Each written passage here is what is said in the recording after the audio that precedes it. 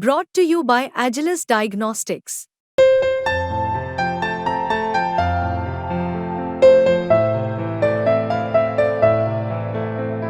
Agilus Diagnostics.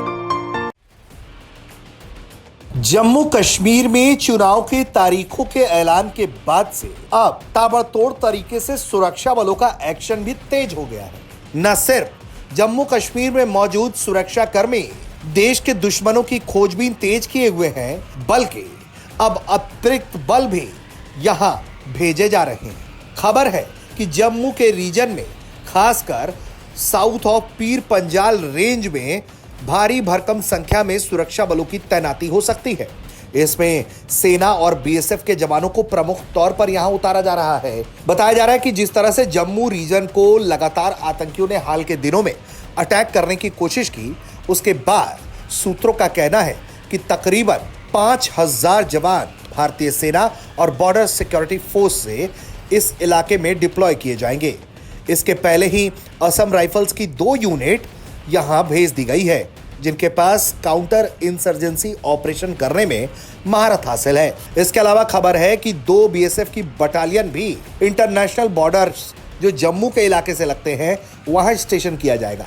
जिस तरह की सुरक्षा व्यवस्था को और बढ़ाया जा रहा है, पुख्ता किया जा रहा है, वो इसलिए किया जा रहा है क्योंकि हाल में ये जो डेवलपमेंट्स हो रहे हैं उसके मद्देनजर जिस तरह की सुरक्षा व्यवस्था होनी चाहिए वैसी और उससे भी बेहतर करने की कोशिश है।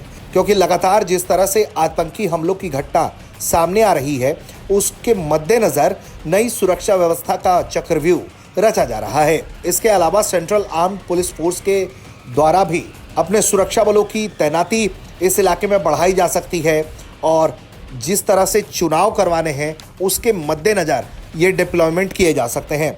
बताया जाता है जब हाल में रक्षा मंत्रालय ने जम्मू कश्मीर प्रशासन के साथ मिलकर जो उसकी स्थिति का रिव्यू किया, सुरक्षा व्यवस्था का रिव्यू किया, उसके बाद इस तरह के ताबड़तोड़ फैसले हो रहे हैं जिसके मद्देनज़र सेना, बीएसएफ और सीएपीएफ के जवानों को वैली में मूव किया जा रहा है। इसके अलावा जम्मू में भी भारी संख्या में तैनाती बढ़ाई जा रही है।